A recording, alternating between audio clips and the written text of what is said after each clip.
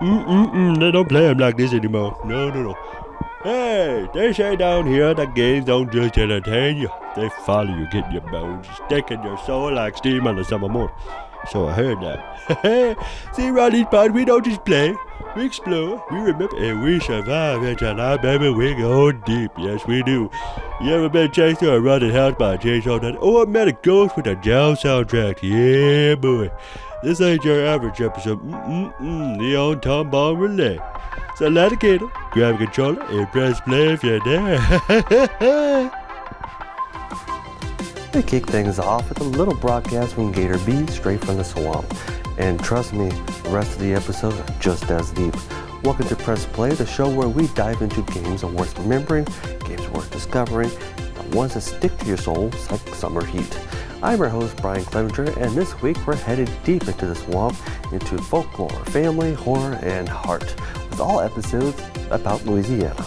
We've got a southern gothic adventure that'll break your heart in the best way, a survival horror classic in a moody mansion you'll never forget, and a pixelated masterpiece that will turn industrial Louisiana into poetry, plus music, mood, and a few surprises along the way. So whether you're here for the ghosts, the gators, or the gumbos, stick around because this week we're not just playing games, we're playing local. This Press Play, Louisiana style.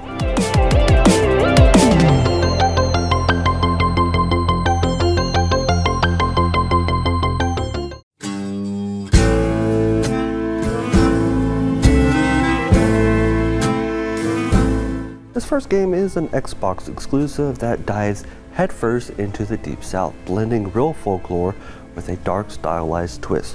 While it's inspired by the Gula culture, which originate around the Carolinas, it also pulls heavily from Louisiana legends, like the Honey Island swamp monster, also known in encrypted circles as the Cajun Sasquatch. That's why this one makes the list. It might not be set in Louisiana, but it definitely feels like it. South of Midnight, developed by Compulsion Games and published by Xbox Game Studios, officially released on April 8th for Xbox Series X and S and PC, you play as Hazel, a young woman caught in a modern southern folktale packed with myth, mood, and mystery. It's dark, dreamlike, and soaked in cultural storytelling. The game is a third-person action-adventure with a strong narrative backbone rooted in folklore. You'll spend most of your time exploring moody environments, navigating through small southern towns, decaying churches, mossy graveyards, and fog-drenched backwoods. The world isn't massive, but it's rich and it rewards observation over speed. Movement is smooth but deliberate. Hazel doesn't rush, she moves with purpose. Climbing, crouching, and interacting with the world feels grounded, like you're experiencing the story that's unfolding around you, not racing towards a boss fight. Exploration plays a huge role, and it pays to stray off the main path. Hidden trails often lead to quiet moments, collectible lore, or floof, a soft glowing upgrade currency that lets you improve Hazel's spiritual abilities. They're subtle, sometimes tucked behind a tree or the end of a misty dock, but finding them feels like discovering a secret whisper just for you. Combat is there, but it's secondary. Hazel uses light melee strikes, ritual-based abilities, quick dodges, focus bursts, and moves that feel like a blend of folklore and instinct. You're not overpowering enemies, you're confronting them like emotional echoes that you need to be resolved. There's no deep inventory system or sprawling skill tree, instead you focus on small, meaningful upgrades that grow with Hazel's journey. This is a game that doesn't ask for grinding, it asks for presence. As you go along, you uncover the tale of Benji and Rupert. Their story unfolds gradually, knot by knot, until you reach the heart of it. And let me tell you, it almost brought me to tears helping Benji find peace. This isn't a game that relies on dramatic cutscenes or massive exposition dumps. The narrative is interwoven with the world itself, etched into environment storytelling. Much of it's told through scattered notes, diary pages, and letters left behind.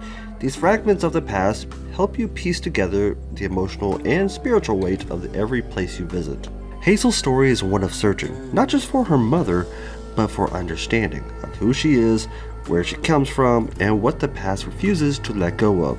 Each encounter, whether with a strange creature or a fleeting memory, offers a glimpse into something deeper: loss, regret, love, and legacy. The characters Hazel meet along the way aren't just NPCs. They feel like spirits, guarding their own chapters of the same southern storybook. Every conversation, each decision, feels like it's brushing against something ancient. This kind of storytelling doesn't rush, it simmers. And by the end, you don't just know Hazel, you feel her, and carry a piece of her journey with you. Visually, South of Midnight is unforgettable. The animation style has their handcrafted stop-motion feel, like every frame was shaped with care. There's a texture quality to the world, as if it was stitched together from shadow, paper, and painted wood. Character design blends realism with dream logic. Nothing looks quite ordinary, and that's the point. Lighting plays a huge role in setting the tone. Morning feels misty and uncertain, while nighttime scenes are bathed in eerie blues, warm firelight, or glowing spectral greens. It's not just atmospheric, it's storytelling through colors. The sound design hums with southern atmosphere. Cicadas, wind through moss, ghostly echoes, even the silence is intentional. When the sound fades, it creates tension. Because it swells, it carries emotion. The music leans into acoustic folk and bluesy tunes, steel guitars, soft humming, and slow strings. It's not bombastic, it's intimate, like a French porch tunes played with no one but the stars. Every track feels like part of the land, rooted and resonate. What makes this game fit so well in this Louisiana-themed episode is its heart. It's a game about legacy, grief, and healing in a place where memory clings to everything like humidity in the air. South of Midnight doesn't just represent the South, it channels the weight of history, the power of oral tradition, and the resilience of generational storytelling. It honors the mysticism, pain, and pride that live side by side in the American South, especially in places like Louisiana, where folklore and real life blend together like heat and haze.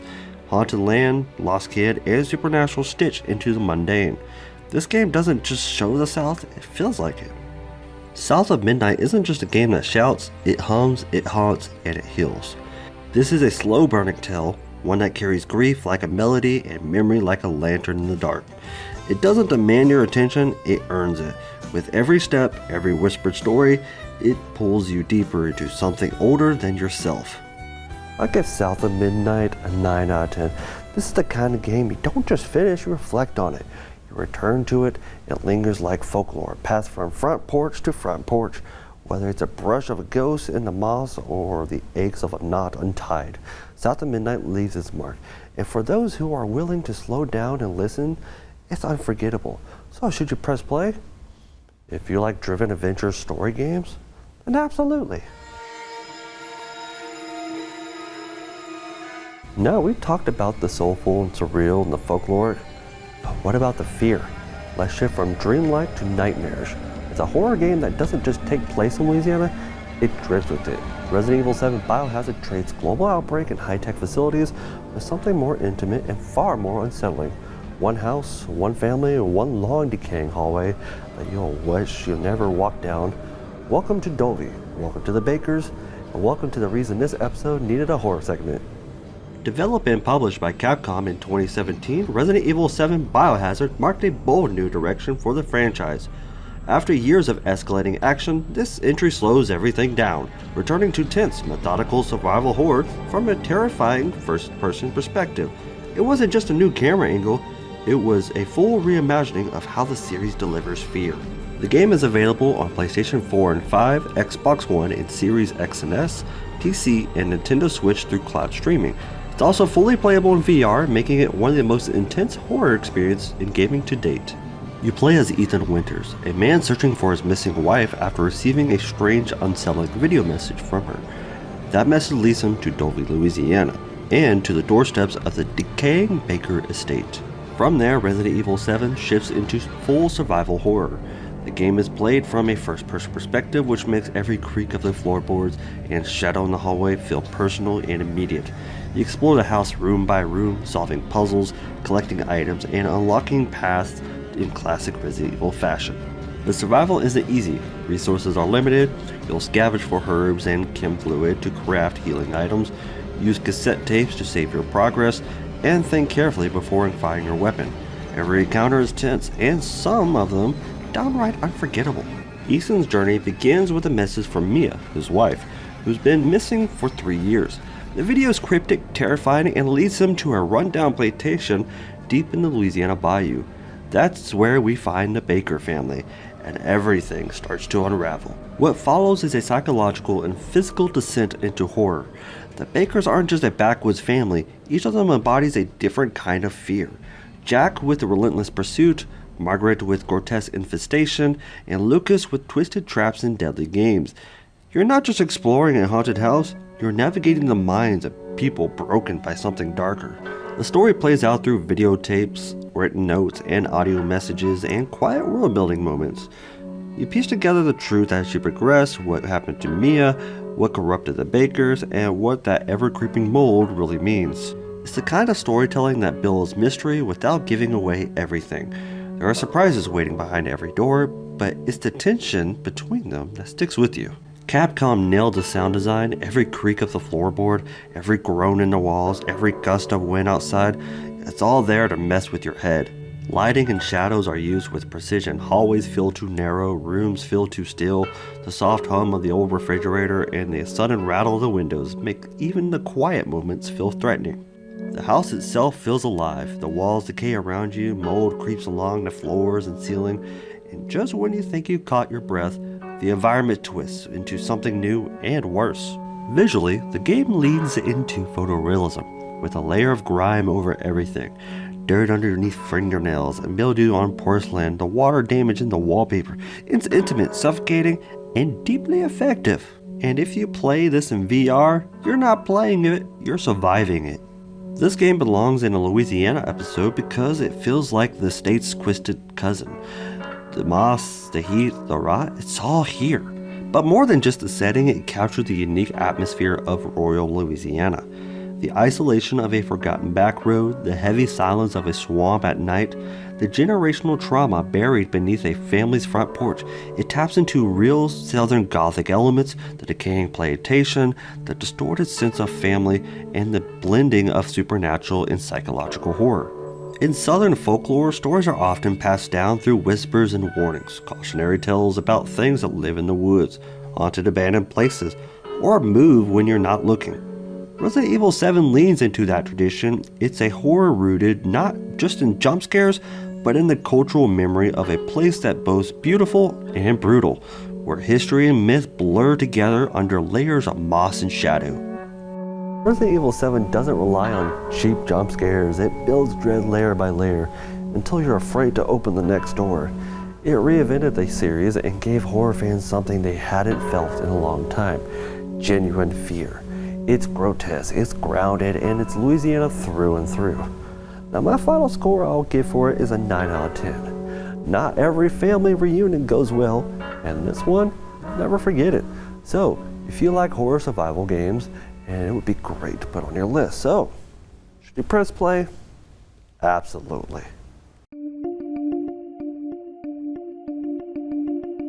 Some games tell you where you are, others they remind you where you're from. They don't just drop a map marker, they tap into something deeper, something personal, a memory, a feeling, a place. You know it in your bones, even if you've never stood there. Norco is one of those games. Norco is a Southern Gothic sci-fi mystery, set not just in Louisiana, but in Norco, Louisiana, a real refinery town nestled in the bends of the Mississippi River. Developed by Geography of Robots, a New Orleans-based team, this is a game born from the heat, haze, and heartbreak of Southeast Louisiana. You return home after your mother's death, and everything feels off.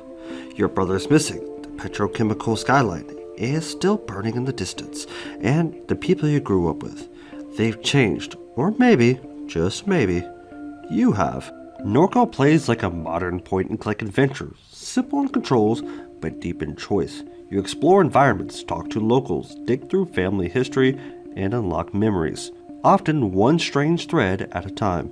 There's minimal combat, mostly text-based minigames, but the real action is in the dialogue. This is a story told through conversations, decisions, and your willingness to look just a little deeper. You'll scroll through smartphones, interrogate stuffed animals, and maybe pray to a sentient AI god. The mechanics are simple, but what they reveal, that's where it gets heavy. On the surface, it's a mystery. What happened to your mom? Where's your brother? Why is the refinery so quiet? But underneath, Norco is about grief, memory, religion, capitalism, oil, and identity, and how all of those things are tangled into the heat waves of the Gulf South. It's a place where tech dystopia meets old church pews, where conspiracy feels like culture, and where every empty parking lot holds a ghost. The writing is razor sharp, equal parts poetic and profane. You'll meet gas station philosophers, radical preachers, mall employees with existential dread, and androids who talk like street poets. It's weird, it's wonderful, and somehow it all feels true. The pixel art in Norco is stunning. It's textured and heavy, like rust on a pipe. Landscapes feel thick with memory, cracked concrete, buzzing neon, water-stained walls. The soundtrack composed by Thao Gugali I is haunting. You get ambient sludge, dark synths, and something that sounds like coming up from the bottom of the river. It's oppressive in the best way, like the air before a summer storm. This isn't just a game set in Louisiana, it's a game about Louisiana, about the way industrial sprawls eat the town alive, about faith, family, and front yard under refinery flares. And if you're from here, you feel it. You recognize the dialect, the neighborhoods, the silence between two family members who know too much to speak. Norco doesn't just use the sounds as a setting, it holds up a mirror and asks what we see when we look into it. Norco isn't long, it's not flashy, but it stays with you. It's the kind of game that pulls you into orbit slowly, that lingers long after the credits roll. It's short, sharp, and specific, and that's what makes it powerful. If Kentucky Route Zero had crawfish, corporate espionage, and a talking CRT monitor, it might look something like this. I'm giving Norco a 7 out of 10. It takes a while for the story to start, but once you figure it out, it takes you for a ride, and when you hit a roadblock, it will sometimes take a while to get back on track. So, should you press play? Well, if you like point-and-click adventure and mystery, then absolutely. We talked about the games that capture Louisiana spirit, but what about the people who actually make them? Game development isn't just happening in Los Angeles, Seattle, or Montreal. It's alive, growing right here in our Bayou state, from scrappy indie to team developers contributing the biggest games on the planet. Louisiana has talent, and they're making waves. This might not look like much, just another old office building here in Shreveport, but back in the early 90s, this was the launch pad for something that would change gaming forever. Inside this building was SoftDisk, a small software company where 3 developers met while working on a monthly PC program. Their names were John Carmack, John Romero, and Tom Hall. The games they'll go on to create Doom, Quake, and Wolfenstein. This is where they first built the engines, sketched the levels, and worked in late night in the 1991, eventually formed ID Software. 2 years later, they dropped Doom, a game that basically invented the first-person shooter as we know it. And while ID eventually moved operations to Texas to spark the prototype, it first started here in Louisiana. So before we shout out the studios shaping Louisiana's future, we had to stop by the place where the gaming history began. Baton Rouge is home to Pixel Dash Studios, a team known for game development, simulations, and VR experiences. They registered developers with Sony, Microsoft, and Nintendo, and they worked across platforms with clients both big and small. Pixel Dash is also a major force in the local scene, offering internships, mentoring through the Level Up Lab, and leading the Baton Rouge chapter in the IGDA. Their credits include Wasteland 3, The Bard's Tale 4, and the NFL Pro Era series. In New Orleans, High Voltage Software has contributed to some major hits. They've worked on Fortnite since 2018, including a pirate-themed content from 2020, and they're behind The Walking Dead Saints and Sinners, a VR horror experience set right in their own backyard. Their resume also includes Mutant Year Zero, Road to Eden, Mortal Kombat 10, and Saints Row 4 Re-Elected. Yeah, they've got range. Also based in New Orleans, In Exile Entertainment is an Xbox game studio focused on narrative-driven RPGs. They're the mind behind the Bard's Tale series, Wasteland, and Torment Tides of Numenera. Their upcoming title, Clockwork Revolution, is set to release on Xbox, but no official date yet. This is a studio that knows how to build worlds. Over in Lafayette, Raconteur Games blends storytelling and southern charm. They're the developers behind indie titles like Evangeline, Embrace the Void, and yes, You Can Pet the Dog. Their focus is on meaningful, emotional game experiences, and they wear the Louisiana roots proudly. And out of Monroe, What Up Games is one of the state's newest studios, founded in 2015. They're already released 3 games, Nothing But Net, Jet Swizzles Proof, and Cafe Espresso. and they're not slowing down. Their next project, Shatter, is currently in development, with an alpha already open for signups. Keep an eye on this team, they're building something fun. So whether it's indie studios grinding it out or AAA teams shaping worlds, Louisiana has game, and its industry only getting stronger down south. But that's not all. Louisiana isn't just home to developers. We got some serious talent in the voice acting world too. From New Orleans, Anthony Mackie, best known as the Falcon in the MCU, lent his voice to NBA 2K19 as Big Toonie. Fellow New Orleans Carl Weathers, the legend from Predator, Rocky, and The Mandalorian, has made several game appearances as well, voicing Jax in Mortal Kombat, Lightman in The Artful Escape, and Colonel Samuel Grant in Mercenaries Playground of Destruction. Also from New Orleans, Polly Perrette, best known as Abby, the gothic forensic scientist from NCIS, voiced Lucy Devlin in the original Blade Runner video game, and even Harry Connick Jr. got behind the wheel voicing the Dodge Viper car number 3 in the arcade racer Sega Super GT.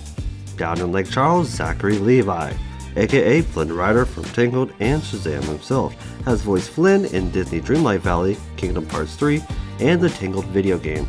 He also played Shazam in LEGO DC Supervillains, voiced Dr. Wendell Tully in Grounded, Arcade Ganon in Fallout New Vegas, and even appeared in Halo Reach as Trooper number 4. And in Thibodeau, Chloe Bridges voiced Danielle Van de Kamp in Desperate Housewives, the game. You might also recognize her from roles in The Final Girls and Game Over Man. And finally, from Bossier City, Blaine Weaver, the voice of Peter Pan in Return to Neverland. He reprised the role in multiple video games including Disney Infinity 3.0, Connect Disneyland Adventures, Peter Pan, Legend of Neverland, and even Cookie Run Kingdom as Peter Pan Cookie. Oh, and a fun fact, Blaine Weaver and I share the same high school alma mater, just different years. Louisiana got game devs, voice actors, legends, and local heroes, proving that the Bayou State isn't just on the map, it's in the credits too. Almost every game has music, whether it's in the main menu, in the cutscene, or during the heat of the battle. But how that music is used makes all the difference, and jazz in particular does something special. It brings swing, swagger, and soul. It sets a mood, sharpens a style, and helps the game say something without saying a single word. And here in Louisiana, jazz is more than just a genre, it's cultural, it's heritage, it's the sound of stories passed down, of neighborhoods coming alive, of emotion wrapped in melody. So when a game leans into jazz, it feels like it's tipping the hat to something real. You hear it a lot in Mario Kart 8 Deluxe. Take the track Big Blue, where jazz meets rock in a full-blown sprint. There's a soaring saxophone solo followed by a dueling sax and guitar that somehow makes drifting at 200cc feel even cooler. Mute City leans more towards rock, but the brass section still punches like a jazz band trying to make a name for itself. And there's Dolphin Shoals, a more traditional jazz vibe. Light backing instruments lay down the groove while a spotlight saxophone just sings through the underwater cave section. It's a standout moment in the whole soundtrack. Then there's Cuphead, which doesn't just use jazz, it lives in it. The whole game is soaked in 1930s ragtime with drum kits, upright bass, and blaring trumpets, setting the tone from the very first loading screen. The tutorial alone feels like a playful nod to Scott Joplin's The Entertainer, all piano and reverb. And Floral Fury? That's Benny Goodman energy right there. Christopher Madigan nailed the era so well, it's like he time traveled to record it. LA Noire is another big one. You see noir in the title and yeah, you better believe there's jazz. The menu theme is smoothie and moody with a gentle trumpet singing over the low bass line. It's smoky lounge stuff, but they don't stop there. Tracks like Hard Bob Chase pick up the pace with sax and trumpet trading lightning fast licks like it's a musical showdown. The soundtrack even features legends like Ella Fitzgerald, Gene Krupa, and Billie Holiday. It's authentic as it gets. Persona 5 is soaked in acid jazz, and it's all cooler for it. Composer Shoji Meguro and vocalist Lin Uzani crafted one of the most stylish soundtracks in modern gaming, with smooth grooves and bold brass that makes even the menu music hit different. And last surprise? No surprise there, it's iconic. That groovy bass line, those string stabs, Lin's vocals, it's a battle theme that makes you want to get ambushed just so you can hear it again. Honestly, I have to agree with the lyrics. When I first heard it, I never saw it coming. Then there's Beneath the Mask, a chill, late-night track that feels like warm rain on a quiet city street. It's the kind of song you can study to, vibe to, or just fall asleep to. It's jazz has atmosphere and it's beautiful. Jazz in games isn't just background noise, it's flavor. It's a memory. It's the sound of the world that breathes. And when a game gets it right, you don't just hear it, you feel it. That's the magic, that's the soul, and that's jazz. Some games are built for speed, others, they're just made for slowing down. I'm talking about the kind of games you play on a front porch with a cold drink in hand and nothing on the schedule but peace and pixels. First up we have is Spiritfarer. You play as Stella, a guide to the afterlife, ferrying souls across the mystical sea. You cook, farm, build homes, and say goodbye softly. It's not about combat, it's about connection. And if you ever sat on a porch swing after a funeral thinking about what comes next, this one will sit with you. This next one is called A Short Hike, and it's exactly that. You're a little bird trying to reach the top of a mountain, but along the way, you fish, you glide, you talk with strangers who say exactly what you need to hear. It's quick, but it lingers. Next up, there's Unpacking, a quiet puzzle game where you unpack boxes through different stages of a person's life. No timer, no score, just memories in cardboards and drawers. It's strangely intimate, but helping a friend move without saying a word. And of course, Stardew Valley. You grow crops, raise chickens, fish in quiet ponds, and befriend a town that's healing in its own way. It's not about fishing, it's about being. It's the digital version of checking on tomato plants and feeling like you did something good. Now, porch games aren't flashy. They don't shout.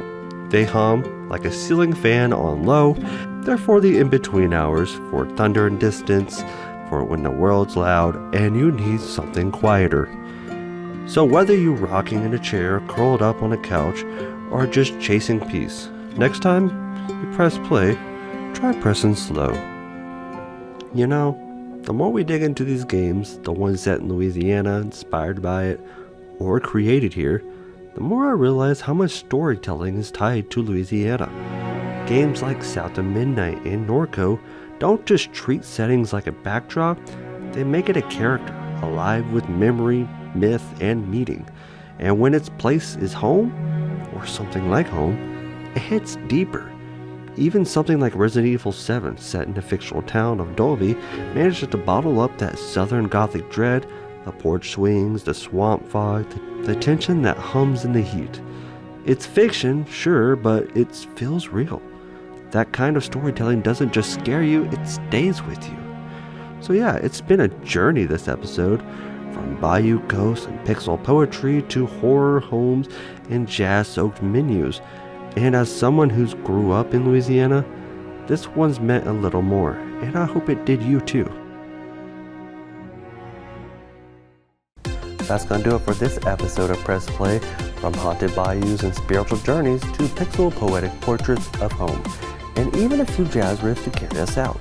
We took a deep dive into the games that hit different down here in Louisiana. We followed Hazel through the folklore-soaked backwoods, survived the Baker's Moldy Mansion in Dovey, lost ourselves in Norco's pixelated poetry and petrochemical ghosts. We tracked games studios from Baton Rouge to Monroe, and even proved that jazz isn't just alive in Louisiana, it's alive in games too. This episode wasn't just about where games are set, it's about where they're rooted. Memory, mystery, a place where the stories don't just get told, they get passed down. If there's a Louisiana game we overlooked or a hometown story you think deserves a spotlight, let us know in our Discord. Drop a message or shout it out in the porch. We're always listening. We're kicking things off with a full lineup of episodes dropping together. So go ahead and binge a few. Keep that backlog in check and then vibes rolling. Thank you for tuning in, and until next time, keep playing, keep exploring. As always, press play. Oh, and don't forget to join our Discord community. Whether you want to share your favorite games, talk through this episode, or just hang with other folks who love playing local, we'd love to have you. See y'all there.